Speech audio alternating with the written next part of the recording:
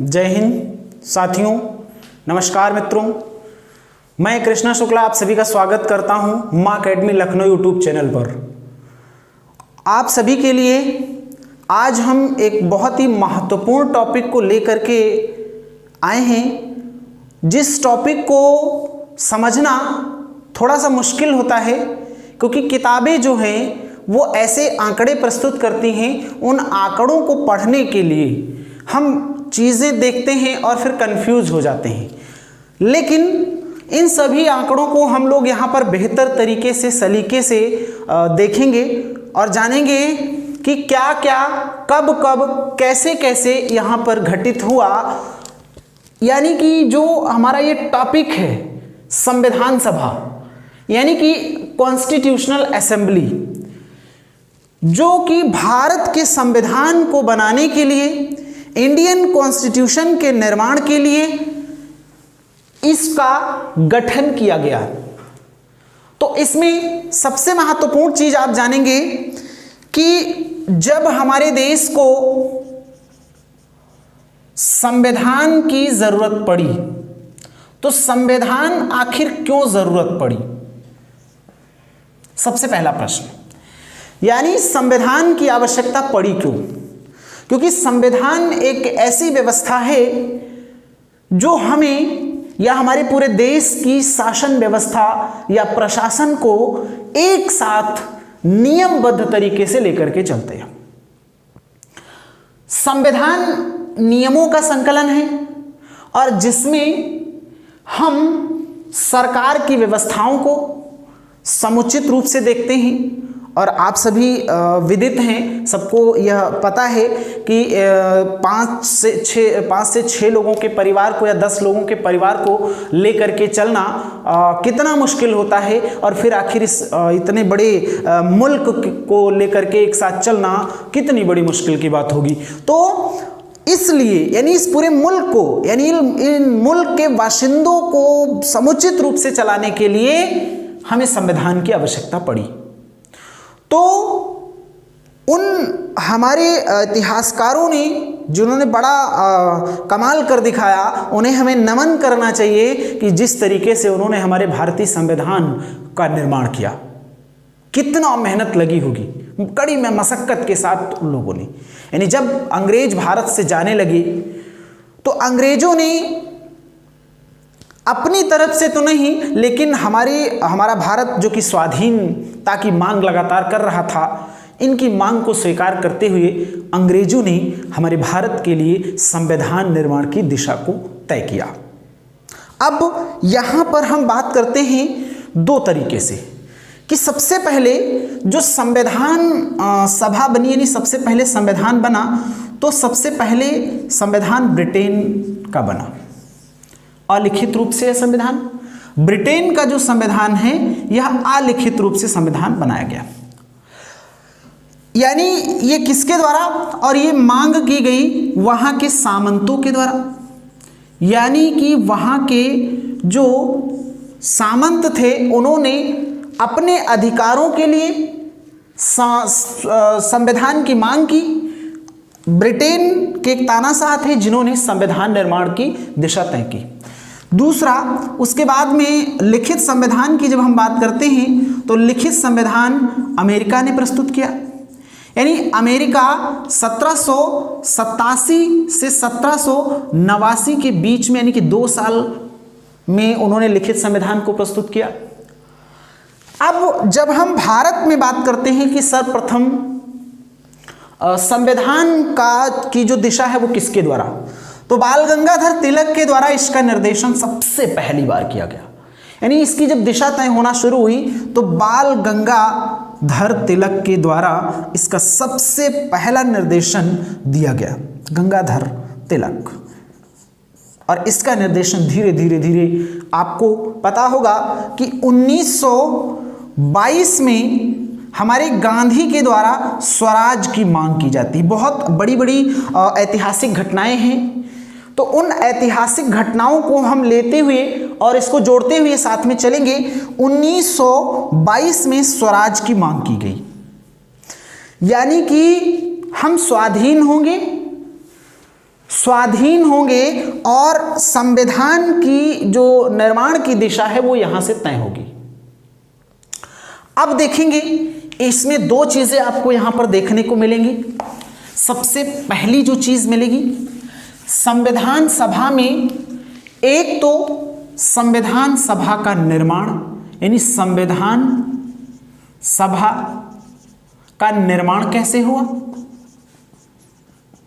तो सबसे पहले हम निर्माण की बात कर लेते हैं। संविधान सभा का निर्माण की प्रक्रिया कहां से शुरू होती है। आपने सीखा कि हमारे भारत के संदर्भ में 1923 ईस्वी में एक पार्टी का गठन होता है जिस पार्टी का नाम है स्वराज पार्टी। और स्वराज पार्टी जब गठित होती है तो इसके जो मेन मुखिया होते हैं वो होते हैं आपके मोतीलाल नेहरू और स्वामी चित्तरंजन दास, जिनको CR दास भी कहते हैं। दो मुखिया के रूप में इन्होंने स्वराज पार्टी का गठन किया। इसके बाद में 1928 में यहाँ पर एक रिपोर्ट प्रस्तुत की गई जिसको लोगों ने नेहरू रिपोर्ट का नाम दिया, नेहरू रिपोर्ट। और नेहरू रिपोर्ट जो थी ये कह रही थी कि उद्देश्य प्रस्ताव के रूप में इसको भविष्य में प्रस्तुत किया जाएगा जो संविधान सभा के निर्माण की दिशा तय करेगी। अच्छा, अब आगे की प्रक्रिया जैसे जैसे बढ़ती चली गई, 1929 में गांधी जी के जो स्वराज, पूर्ण स्वराज की जो मांग थी, इस पूर्ण स्वराज की मांग को पूरी तरीके से यहां पर स्वीकृति मिल गई, यानी पूर्ण स्वराज्य प्राप्त हुआ। प्रश्न यहां से सीधे बनता है कि पूर्ण स्वराज की प्राप्ति कब हुई, तो 1929 में हुई।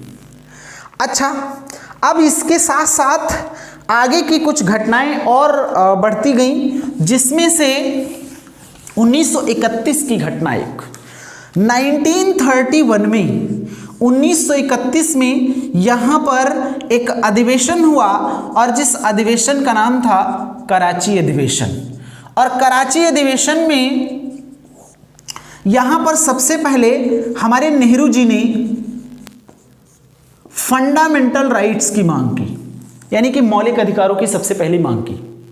प्रश्न सीधे पूछता है कि कराची अधिवेशन कहाँ हुआ, तो कराची पाकिस्तान में पड़ता है। और कब हुआ, तो 1931 में हुआ। नेहरू जी ने किसकी मांग की, तो फंडामेंटल राइट यानी कि मौलिक अधिकारों की मांग की। अब इसमें एक सबसे महत्वपूर्ण प्रश्न पूछता है कि इसके अध्यक्ष कौन थे, तो इसके अध्यक्ष की अगर हम बात करते हैं तो हमारे पटेल जी इसके अध्यक्ष बनाए गए थे। अच्छा, अब संविधान की दिशा धीरे धीरे और आगे बढ़ रही थी, यानी जैसे एफर्ट लगाने चाहिए वो हमारे भारतीय स्वाधीनता संग्राम के जो लोग थे वो लगा रहे थे। 1934 में एक पार्टी थी समाजवादी कांग्रेस पार्टी, यानी कांग्रेस समाजवादी, जिसमें एक साम्यवादी नेता थे जिनका नाम था MN राय, साम्यवादी नेता, जिन्होंने सबसे पहली बार संविधान सभा के गठन का विचार रखा।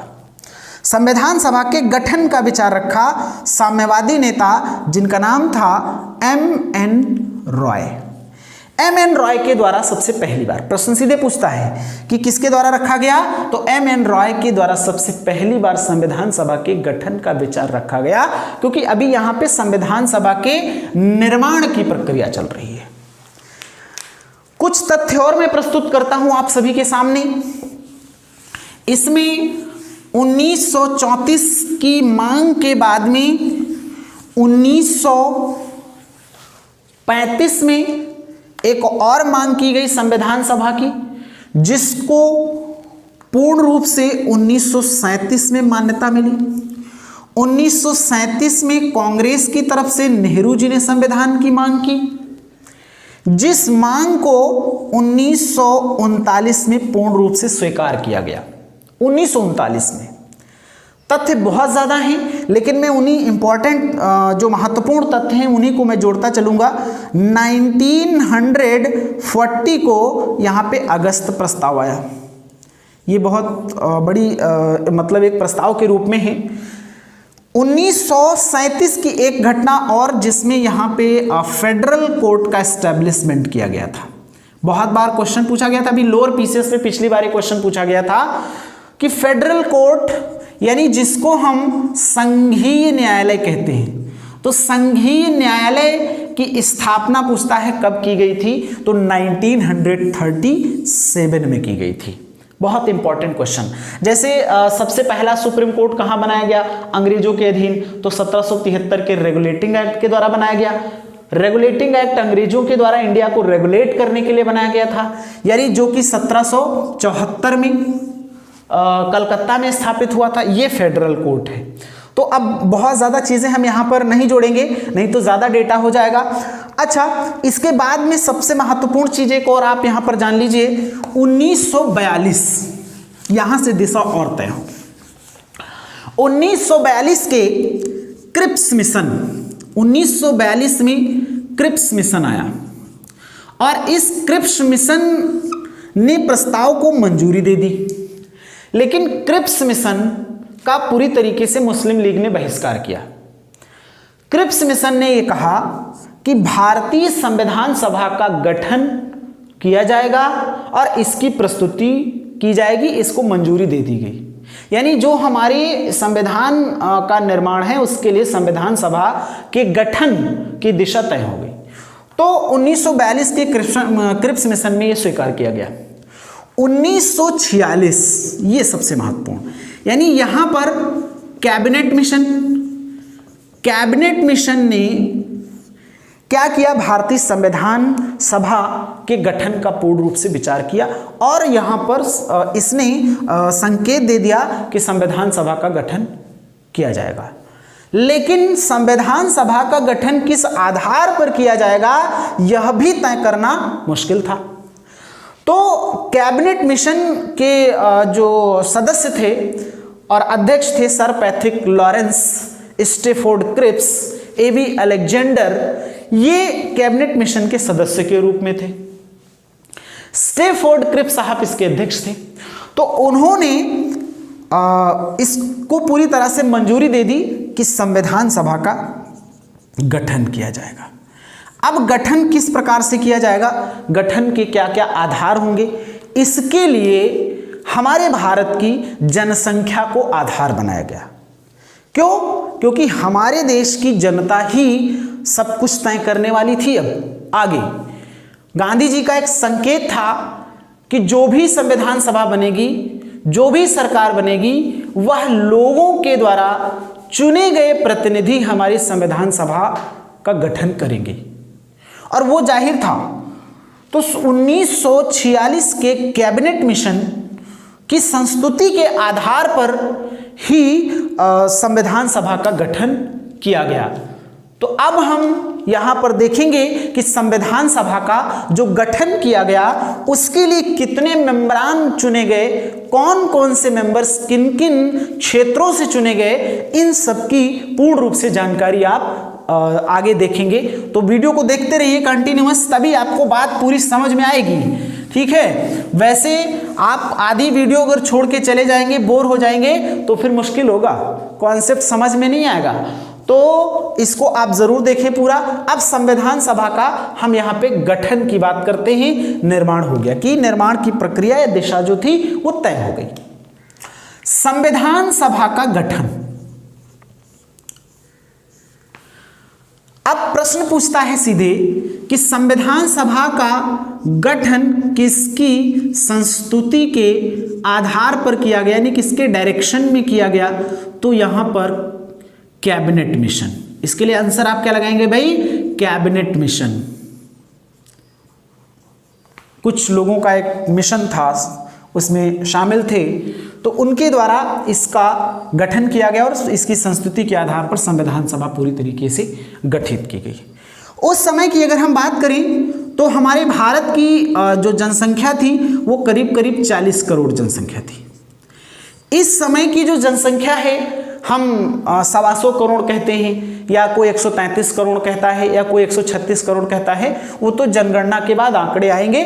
तो करीब करीब लगभग में अगर हम देखें तो इस समय जनसंख्या का जो आंकड़ा है 133 करोड़ की जनसंख्या इस समय के हिसाब से। जब भारतीय संविधान सभा का गठन किया गया उस समय यहां पे जनसंख्या जो थी वो 40 करोड़ थी। ये तय किया गया कि 10 लाख मेंबरान पे यानी 10 लाख लोगों पर एक सदस्य चुन करके जाएगा, यानी 10 लाख की जनसंख्या का प्रतिनिधित्व किया जाएगा। तो संविधान सभा जो चुनी जा रही है ये 10 लाख जनसंख्या के आधार पर चुनी जा रही है, जिसका एक सदस्य प्रतिनिधित्व कर रहा है। और चुनी गई विधानसभाओं के सदस्यों के द्वारा, यानी संविधान सभा का गठन कैसे हुआ, प्रश्न सीधे पूछता है। तो प्रांतीय विधानसभाओं के चुने गए सदस्यों के द्वारा संविधान सभा का गठन किया गया। सबसे महत्वपूर्ण 10 लाख जनसंख्या थी, तो करीब करीब 40 करोड़ की जनसंख्या, और जिस 40 करोड़ जनसंख्या के लिए यहाँ पर 389 कुल मेंबर्स जो थे, यानी कुल जो सदस्य थे वो तय किए गए, यानी कि यहाँ पर चुने गए अलग अलग क्षेत्रों से। सीधे प्रश्न पूछता है कि संविधान सभा में कुल सदस्यों की संख्या, तो 389। अब यहाँ पर कुछ देखिए छोटे से आंकड़े यहाँ पर जो हैं हमने लिखे हैं आपके सामने, इसको आप देखेंगे। सांप्रदायिकता के आधार पर जब चुनाव किया गया, सांप्रदायिकता के आधार पर, सबसे पहले तो यहाँ पे एक चीज आप जान लीजिए कि संप्रदाय के आधार पर यहाँ पर लॉर्ड मिंटो भारत में हमारे एक वायसराय के रूप में हुए, तो लॉर्ड मिंटो सांप्रदायिकता के जनक माने जाते हैं, जिन्होंने कहा कि संप्रदाय के आधार पर चुनाव कराए जाएंगे भारत में। और इसकी जो प्रक्रिया है चुनाव की, ये जातिगत आधार पर की जाएगी, जिसमें सामान्य जाति के जो लोग थे वो यहाँ पे 213 लोग चुने गए संविधान सभा के लिए, और मुसलमान यानी कि मुस्लिम लीग के जो थे वो 79 मेंबरान चुने गए। सिख जो थे ये 4 सदस्य यहाँ पर चुने गए। अच्छा, अब यहाँ पर आप देख लीजिए कि 213 और 79 और 4 ये 296 मेंबरान हुए, मतलब इनके लिए चुनाव कराया गया। तो जब इनके लिए चुनाव कराया गया, चुनाव के आधार पर यहाँ पे जो परिणाम आए, उस परिणाम में, क्योंकि कांग्रेस पार्टी थी उस समय महत्वपूर्ण रूप से कांग्रेस पार्टी, और यहाँ पर लीग, मुस्लिम लीग थी। मुस्लिम लीग का गठन हुआ था 1906 में, ये भी आप जान लीजिए। 1906 में मुस्लिम लीग बनी और 1885 में कांग्रेस पार्टी का गठन हुआ था एओ की अध्यक्षता में। लीग के 73 मेंबरान यहाँ पर चुने गए।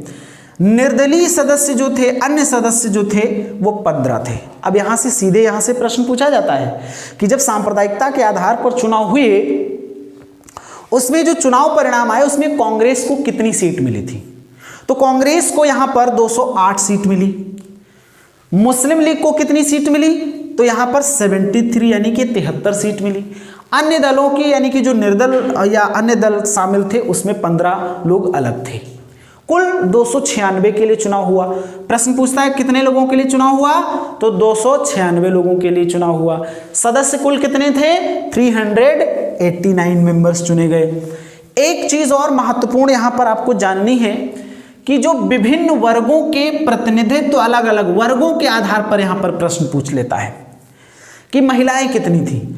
तो संविधान सभा में यहां पर 15 महिलाएं थी। सीधे प्रश्न यहां से आता है, संविधान सभा में महिलाओं की जो संख्या थी वो 15 थी।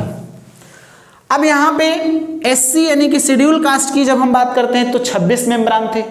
कहीं कहीं पर आपको यहां पे 27 भी मिलेगा किताबों में लिखा हुआ, लेकिन 26 मेंबरान थे जो एससी के थे। एसटी के जो सदस्य थे यहां पर 33 मेंबरान थे। तो ये अलग अलग आंकड़े पूछता है। जैसे सिख आपसे अगर पूछे तो 4, सिख कितने थे भाई? 4। तो ये देखिए सांप्रदायिकता के आधार पर, जातिगत आधार पर यहां पर जो चुनाव कराया गया। अभी मैंने बताया कि लॉर्ड मिंटो जी जो हैं इसके जनक भी माने जाते हैं। तो अलग अलग, अगर जरूरत पड़ी तो मैं इतिहास यानी संविधान के ऐतिहासिक विकास का भी वीडियो यहां पे अपलोड करूंगा, तो आपको चीजें बेहतर समझ में आएंगी। ये आपने देखा, एक बार फिर से आप देखेंगे कि कुल सदस्य कितने? 389 चुने गए, और इन 389 में से 296 के लिए चुनाव हुए। इन 296 में संप्रदाय के आधार पर 213 सामान्य लोग थे, और यहां पर 79 मुसलमान थे और 4 सिख थे। लेकिन जब चुनाव परिणाम आए, क्योंकि पार्टी यहाँ पे कांग्रेस सबसे बड़ी और प्रमुख पार्टी के रूप में थी, जिसको यहाँ पे 208 सदस्य मिले और चुने गए। यहाँ पर लीग के जो सदस्य थे वो 73 थे। निर्दल यानी अन्य सदस्यों की बात करें तो 15 सदस्य। सीधे यहाँ से प्रश्न बनते हैं। यहाँ पर प्रतिनिधित्व वर्ग के आधार पर अगर देखा जाए तो महिलाएं यहाँ पर 15 सम्मिलित थी हमारे संविधान सभा में। एससी के सदस्य 26 और एसटी के 33 सदस्य। अब हम बात करते हैं कि 389 जो मेंबरान चुने गए, इनका अलग अलग विवरण किस प्रकार से, कैसे और कहां से चुने गए।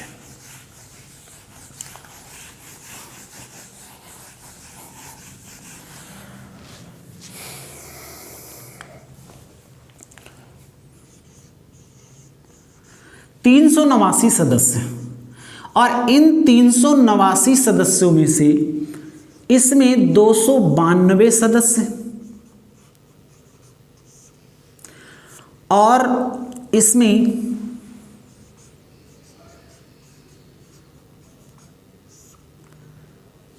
4 सदस्य और यहां पर 73 ये देशी रियासतों,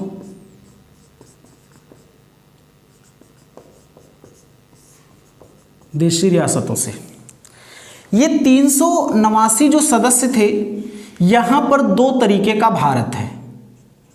एक ऐसा भारत है जहां पर अंग्रेजों का कब्जा है, यानी कि उसको हम कहेंगे अंग्रेज शासित, यानी कि अंग्रेज शासित या अंग्रेज भारत, अंग्रेज शासित या अंग्रेज भारत।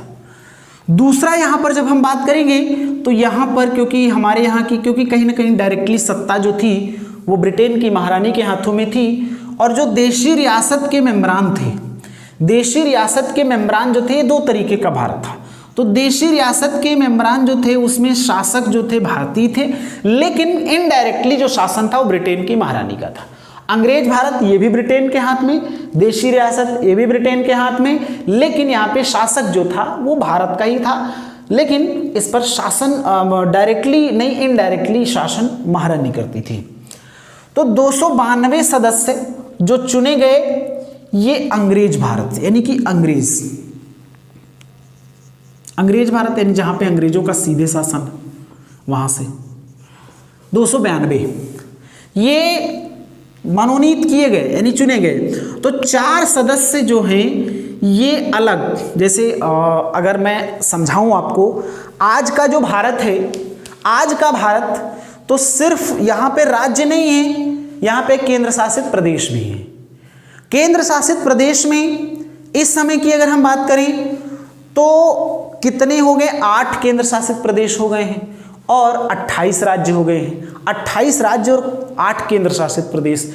उस समय भी था कि अंग्रेज भारत, और ये जो क्षेत्र था ये इसको कहा जाता था चीफ कमिश्नरी क्षेत्र, चीफ कमिश्नरी क्षेत्र। मतलब आज का आप समझ लीजिए कि जो हमारे यूनियन टेरिटरीज हैं यानी कि जो संघ शासित राज्य हैं, उस प्रकार से आप समझ लीजिए ये जो 4 मेंबरान थे ये चीफ कमिश्नरी मेंबरान थे। और ये 4 चीफ कमिश्नरी मेंबरान कौन कौन से थे, इस चीज को भी आप यहाँ पर देख सकते हैं किस तरीके से थे, कौन कौन से थे। तो 4 चीफ कमिश्नरी क्षेत्र, पहला, दूसरा, तीसरा और चौथा।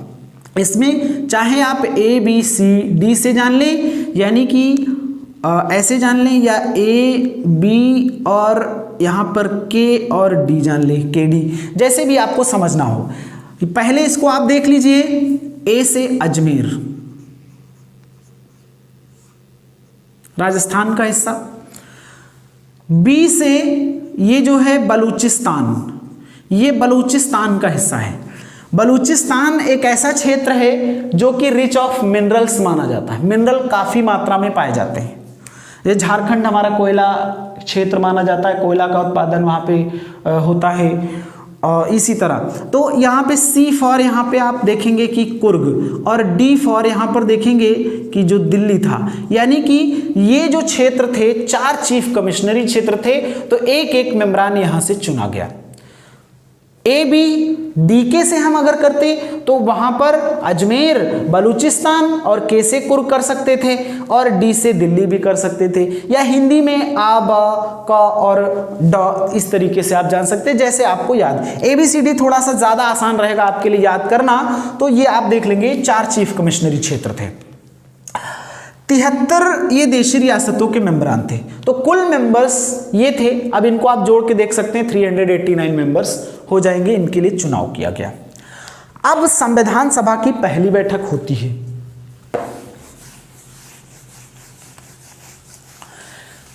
पहली बैठक में कितने सदस्य कौन कौन से कैसे शामिल होते हैं उस चीज पर हम बात करते हैं। जब चुनाव हो गया तो संविधान सभा की प्रथम बैठक हुई, और संविधान सभा की जो प्रथम बैठक हुई ये 9 दिसंबर 1946 को। संविधान सभा की प्रथम बैठक 9 दिसंबर 1946 को, और यहां पर अस्थायी अध्यक्ष डॉक्टर सच्चिदानंद सिन्हा, डॉक्टर सच्चिदानंद सिन्हा को इसका अध्यक्ष बना दिया गया।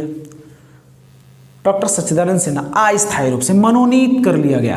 कारण क्या था? क्योंकि ये बहुत ही वरिष्ठ सदस्य के रूप में थे, इसलिए इनको मनोनीत कर लिया गया। ज़्यादा नहीं, हालांकि ये बहुत ही अच्छे और प्रतिभा के धनी व्यक्ति के रूप में माने जाते थे।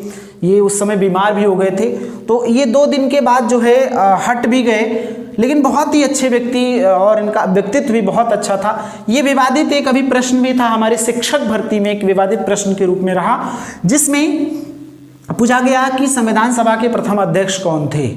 तो अब अगर अस्थायी अध्यक्ष के रूप में पूछा जाए तो डॉक्टर सच्चिदानंद सिन्हा 13 दिसंबर 1946 को यहां पर ऑब्जेक्टिव रेजोल्यूशन पेश किया गया। ऑब्जेक्टिव रेजोल्यूशन क्या है? यानी कि संविधान के लिए उद्देश्य प्रस्ताव। ऑब्जेक्टिव रेजोल्यूशन पेश किया गया, या आप इसको सेकेंड मीटिंग भी कह सकते हैं, यानी द्वितीय बैठक के रूप में। तो इसमें स्थायी अध्यक्ष के रूप में नियुक्त किया गया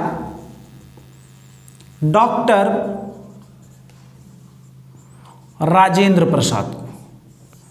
बहुत अच्छे व्यक्ति, व्यक्तित्व के धनी व्यक्ति, बिहार गांधी के नाम से जाने जाने वाले व्यक्ति, और गांधी जी की फिलॉसफी से इतना ज़्यादा प्रभावित थे जिस प्रकार से साउथ अफ्रीका में नेल्सन मंडेला जी प्रभावित थे, उसी प्रकार से यहाँ पे हमारे डॉक्टर राजेंद्र प्रसाद जी, चंपारण का जो आंदोलन हुआ था उसमें गांधी जी की फिलॉसफी से बहुत ज़्यादा प्रभावित थे, इसलिए इनको बिहार गांधी भी कहा जाता है। तो स्थायी अध्यक्ष के रूप में स्वतंत्रता के बाद जो है ये भारत के राष्ट्रपति भी 1950 में बने और स्थायी रूप से संविधान सभा के अध्यक्ष बनाए गए। तो अब आपसे अगर प्रश्न पूछा जाए कि संविधान सभा की प्रथम बैठक तो 9 दिसंबर 1946 को, अस्थायी अध्यक्ष कौन? डॉक्टर सच्चिदानंद सिन्हा। अगर आपसे पूछा जाए कि स्थायी अध्यक्ष कौन, तो डॉक्टर राजेंद्र प्रसाद, जिन्हें बिहार गांधी के नाम से भी जाना जाता है। इस चीज को आप थोड़ा सा ध्यान से समझेंगे, विवादित प्रश्न के रूप में यहां पर रहा है।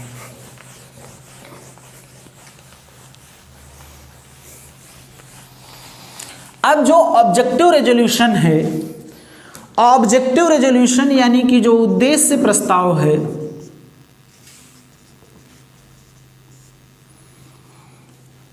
उद्देश्य प्रस्ताव ऑब्जेक्टिव रेजोल्यूशन,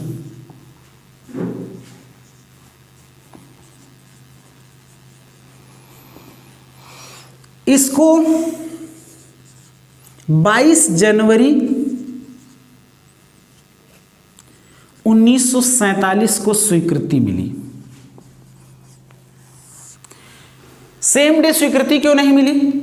सेम डे स्वीकृति इसलिए नहीं मिली क्योंकि अंबेडकर जी का यह मानना था, जब पहली बैठक हुई थी, एक आंकड़ा आप यहां पर जरा देख लेंगे, यानी कि जब 9 दिसंबर 1946 को पहली मीटिंग हुई थी तो उसमें लीग ने, यानी कि जो मुस्लिम लीग थी, पूरी तरीके से बहिष्कार करती है पहली बैठक का, पूरा बहिष्कार। और अब इसमें अगर हम देखें तो लीग के सदस्य कितने निर्वाचित हुए थे? 73। तो 73 जो ये लीग के सदस्य थे, मुस्लिम लीग के सदस्य, इन्होंने पूरी तरह से बाइकआउट किया। और कुछ देसी रियासत के मेंबरान भी इसमें नहीं आए थे, यानी कुल मिलाकर के 207 मेंबर्स आए थे और इसमें 9 महिलाएं प्रस्तुत हुई थी। 207 9 महिलाएं प्रस्तुत हुई थी। मुस्लिम लीग ने पूरा बहिष्कार किया। प्रश्न पूछता है कि 9 दिसंबर 1946 को जो पहली बैठक हुई उसमें किसने बहिष्कार किया? तो मुस्लिम लीग ने सबसे ज्यादा बहिष्कार, कोई मेंबरान इसमें उपस्थित नहीं हुआ। इनकी मांग थी कि हमें पाकिस्तान चाहिए, यानी हमें पश्चिमी पाकिस्तान और पूर्वी पाकिस्तान चाहिए, अलग हम संविधान सभा का निर्माण करेंगे, और इसलिए इसमें सम्मिलित नहीं हुई। अंबेडकर जी का मानना था कि हो सकता है कि आ जाए, तो इसलिए थोड़ा सा वेट कर लिया जाता है। मुस्लिम लीग के साथ साथ जो देशी रियासत के मेंबरान नहीं आए, उनका मानना था कि पता नहीं हमें स्वतंत्र रहना पड़े या लीग के साथ जाना पड़े या भारत के साथ रहना पड़े।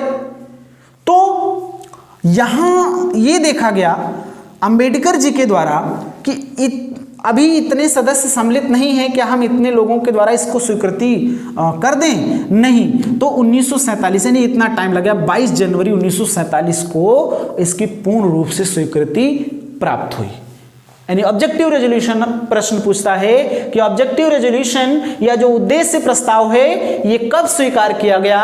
तो 22 जनवरी 1947 को पूरी तरीके से यह स्वीकार किया गया। अब ये जब स्वीकार कर लिया गया तो संवैधानिक सलाहकार के रूप में, संवैधानिक सलाहकार बनाया गया बीएन राव को। इनका पूरा नाम था वेनेगल नरसिंह राव। पूरा नाम इनका वेनेगल नरसिंह राव, वेनेगल नरसिंह राव, जो कि उस समय की अगर हम बात करें तो इंटरनेशनल कोर्ट ऑफ जस्टिस के ये चेयरपर्सन रह चुके थे। मतलब उस समय इन्होंने सिविल सर्विसेज की परीक्षा को पास किया था। तो संवैधानिक सलाहकार, और मतलब सबसे बड़ी इनकी जो बात है वो ये है कि इन्होंने संविधान सभा में जो काम किया वो निःशुल्क रूप से पूरी तरह से काम किया, निःशुल्क। तो अब धीरे धीरे क्या हुआ, यहाँ पर अंबेडकर जी जो कि संविधान के निर्माता कहे जाते हैं, अब संविधान निर्माण की प्रक्रिया पूरी तरीके से चल रही है क्योंकि संविधान सभा गठित हो चुकी है और हमारे अंबेडकर जी मुख्य रूप से निर्माणकर्ता के रूप में ही। तो अब इनका जो चुनाव होना था सदस्य के रूप में, तो जब चुनाव किया गया तो बंबई सीट से, बंबई यानी कि मुंबई, तो बंबई सीट से ये बेचारे हार गए चुनाव। जब ये चुनाव हार गए तो उस समय अब क्या किया जाए, कोई भी व्यक्ति जब तक सदस्य नहीं होगा तब तक काम कैसे करेगा। अच्छा, अब सबसे बड़ी समस्या यहां पर पैदा हो गई। क्या किया गया कि मुस्लिम लीग के द्वारा यानी कि कलकत्ता, यानी कि हम इसको कह सकते हैं कि बंगाल, यानी बंगाल का इलाका जो है वहां से ये फिर निर्वाचित होकर के आए।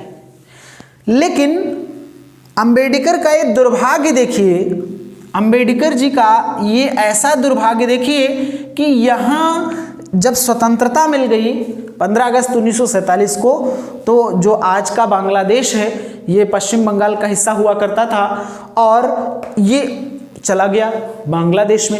अब ये भी यहाँ से सदस्य नहीं रह गए। अब बड़ी मुश्किल हो गई, थोड़ी सी कहानी कॉम्प्लिकेटेड है, इसको थोड़ा समझने का प्रयास करिएगा। यहाँ पर देखा कि अब जो बंबई यानी कि मुंबई की जो सीट है, मुंबई के जो यहाँ पर हेड वो थे बीजी खेर। बहुत इंपॉर्टेंट कहानी, थोड़ी सुनिएगा। मुंबई के हेड, मुंबई जो प्रेसिडेंसी थी, जो देशी रियासत थी, वहाँ के हेड थे हमारे बीजी खेर, और इस सीट से चुन करके गए थे एम.आर. जयकर। एम.आर. जयकर। अब सदस्य अंबेडकर जी है नहीं, चुनाव कैसे लड़े? चुनाव अब हमारे डॉक्टर राजेंद्र प्रसाद ने सिफारिश की और बीजी खेर साहब से कहा कि ऐसा करिए, अब कोई उपाय नहीं है, एमआर जयकर वाली सीट खाली करवाइए और अंबेडकर जी को यहां से चुना जाएगा। डॉक्टर राजेंद्र प्रसाद की सिफारिश के आधार पर एमआर जयकर का इस्तीफा लिया गया और यहां से हमारे अंबेडकर जी पुनः चुन के आए। अंबेडकर वास्तव में अगर देखा जाए तो मध्य प्रदेश में जन्मे एक ऐसे बालक के रूप में थे जिन्होंने बहुत संघर्ष किया। गरीबी हालात में इन्होंने जन्म लिया, लेकिन उन्होंने बैरिस्ट्री पढ़ी, बहुत संघर्ष किया और फिर इस देश के संविधान निर्माणकर्ता के रूप में बन करके आए, बहुत अच्छे प्रतिभाशाली व्यक्ति के रूप में। जैसे हमारे अभी BN राव साहब, इन्होंने बड़ा संघर्ष किया, ICJ के चेयरपर्सन भी रहे, एमआर जयकर से स्थिति। अब यहाँ पे प्रश्न देखिए क्या पूछा जाता है। प्रश्न पूछा जाता है कि सबसे पहली बार जो अंबेडकर का चुनाव हुआ कहाँ से जीते, तो वह बंगाल की सीट से जीते, बंगाल की सीट से सबसे पहले। दूसरा, फिर अगर देखें कि स्वतंत्र भारत में, तो स्वतंत्र भारत की जो सीट थी वो कहाँ से मिली उनको, तो बम्बई से चुने गए। लेकिन स्वतंत्र भारत के पहले इनको सीट मिली थी बंगाल से, पहले हार गए लेकिन फिर दोबारा से उनको वहाँ से लीग की सहायता से चुना गया। एक चीज़ यहाँ पर और अब हम महत्वपूर्ण आपके सामने प्रस्तुत करेंगे कि प्रारूप समिति एक बनाई गई थी जिसको पांडुलेखन समिति भी कहा जाता है। प्रारूप समिति और भी कई सारी समितियों का निर्माण हुआ, हम लोग चर्चा करेंगे, लेकिन सबसे जो प्रमुख समिति थी जिसे पांडुलेखन समिति भी कहा जाता था, यानी कि प्रारूप समिति या इसे हम ड्राफ्टिंग कमेटी भी कहते हैं।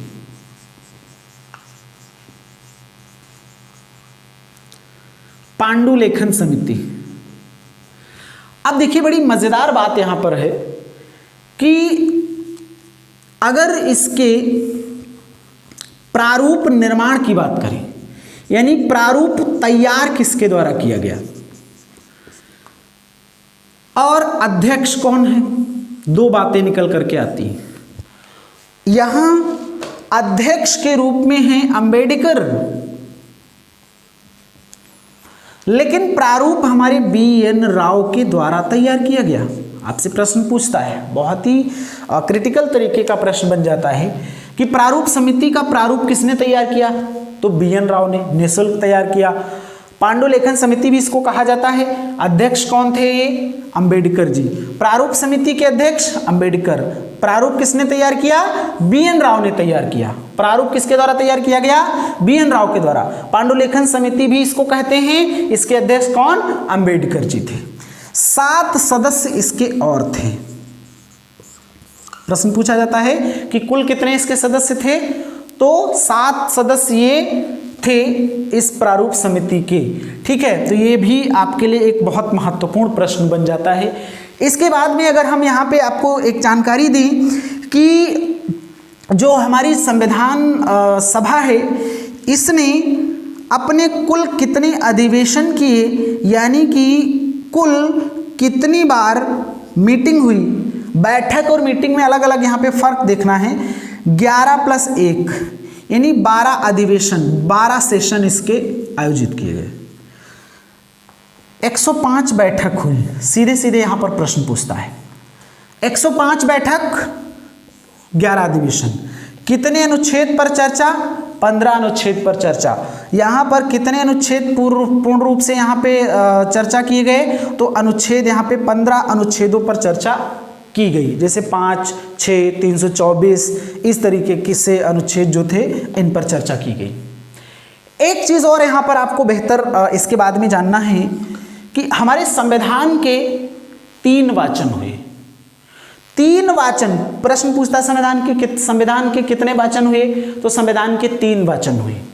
3 वाचन में यहाँ पर 26 नवंबर 1949 को हमारा संविधान पूर्ण रूप से तैयार किया गया, यानी कड़ी मशक्कत के बाद ये हमारा संविधान मुकम्मल हो पाया, आपके सामने इसकी तस्वीर पेश हो पाई।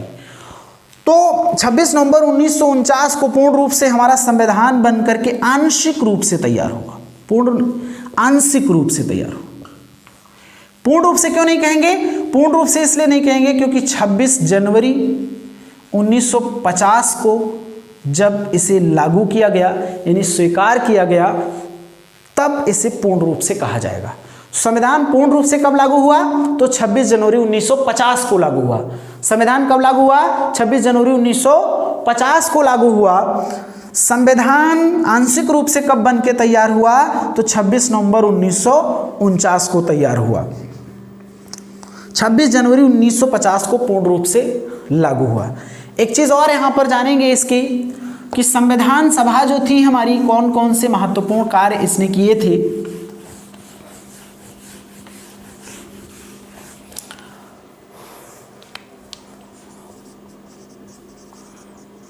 तो जब 26 नवंबर 1949 को संविधान बन के तैयार हुआ, उसके बाद यहाँ पर प्रश्न पूछा जाता है कि संविधान सभा की जब अंतिम बैठक हुई, अंतिम बैठक 24 जनवरी 1950 को, यह महत्वपूर्ण प्रश्न आपसे पूछा जाता है, पूछा भी गया है कई बार। तो 24 जनवरी 1950 को जब संविधान सभा की बैठक हुई तो उस बैठक में कितने लोगों ने हस्ताक्षर किए थे? तो 284 हस्ताक्षर किए गए थे। यानी चाहे आप कह लीजिए कितने लोग उपस्थित थे तो 284 लोग, हस्ताक्षर कितने लोगों के द्वारा किया गया? तो 284 लोगों के द्वारा हस्ताक्षर किया गया 24 जनवरी 1950 को। 24 जनवरी 1950 की डेट और इतनी ज़्यादा इम्पॉर्टेंट है कि यहाँ पर आप देखेंगे 24 जनवरी 1950 को ही राष्ट्रगान, हमारे देश का जो राष्ट्रगान है वो लागू किया गया और इसी दिन राष्ट्रगीत को भी मान्यता मिली। मई 1949 में भारत को राष्ट्रमंडल में सदस्यता मिली। मई 1949 में भारत को राष्ट्रमंडल की सदस्यता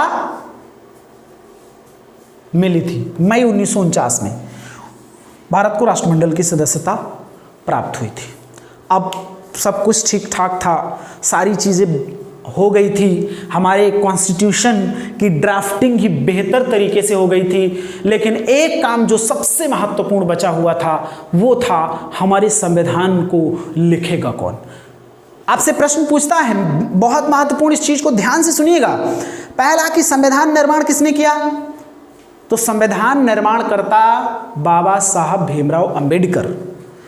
लेकिन जब लिखने की बात आएगी कि संविधान को लिखा किसने, तो हमारे भारतीय संविधान को लिखने का जो काम किया गया वो प्रेम बिहारी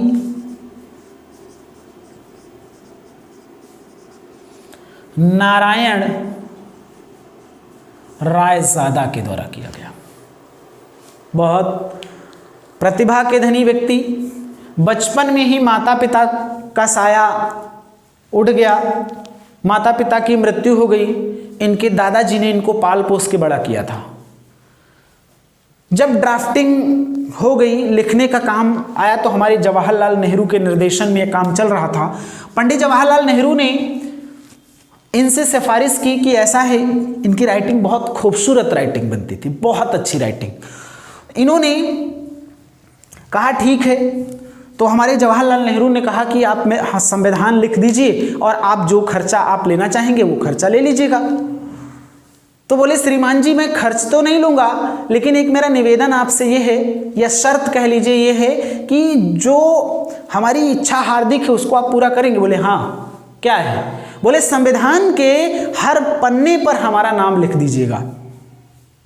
अरे बोले इसमें क्या बड़ी बात है, और लास्ट के 3 पन्नों पर हमारे दादाजी का नाम लिख दीजिएगा। बड़ी परवरिश करी थी इनके दादाजी ने इनकी। तो प्रेम बिहारी नारायण रायजादा जी ने हस्तलिखित यानी मूल संविधान जो लिखा गया वो अंग्रेजी में लिखा गया, मूल संविधान जो लिखा गया वो इंग्लिश में लिखा गया, यानी कैसे, रनिंग इटैलिक स्टाइल में, रनिंग इटैलिक स्टाइल में संविधान इन्होंने लिखा। अब दूसरी बात, तो यहां पे आपके दो क्वेश्चन बहुत महत्वपूर्ण समझ में आए होंगे कि संविधान निर्माणकर्ता कौन, तो अंबेडकर जी। संविधान लिखा किसने, हस्तलिखित संविधान है हमारा। मूल संविधान किस भाषा में लिखा, अंग्रेजी भाषा में लिखा। स्टाइल क्या है, तो रनिंग इटैलिक स्टाइल में हमारा संविधान लिखा गया। एक चीज और हम यहां पर जानेंगे कि इसकी जो डिजाइन थी वो किसने करी। तो ये आपको समझ में आया कि लेखक कौन है और संविधान का निर्माणकर्ता कौन है। तो इसके साथ साथ हम ये देखते हैं कि संविधान की जो कैलियोग्राफी है वो किसके द्वारा की गई। तो संविधान की कैलियोग्राफी या संविधान की जो डिजाइन की गई ये हमारे शांति निकेतन के प्रसिद्ध चित्रकार थे। शांति निकेतन के प्रसिद्ध चित्रकार, क्या नाम था इनका भाई, नंदलाल बोस।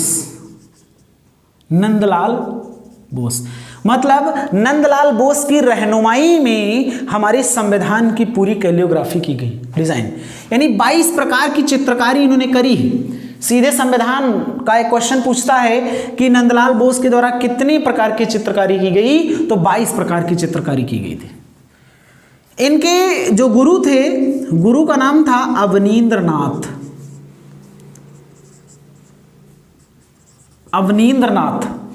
अवनींद्रनाथ इनके गुरु थे।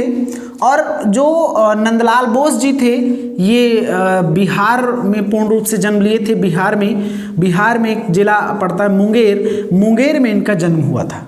बहुत अच्छे व्यक्तित्व के धनी माने जाते हैं। शांति निकेतन में इन्होंने बड़ी चित्रकारी की थी और शांति निकेतन में ये प्रधानाध्यापक के रूप में भी रहे थे, यानी प्रधानाध्यापक के रूप में भी इन्होंने कार्य किया था।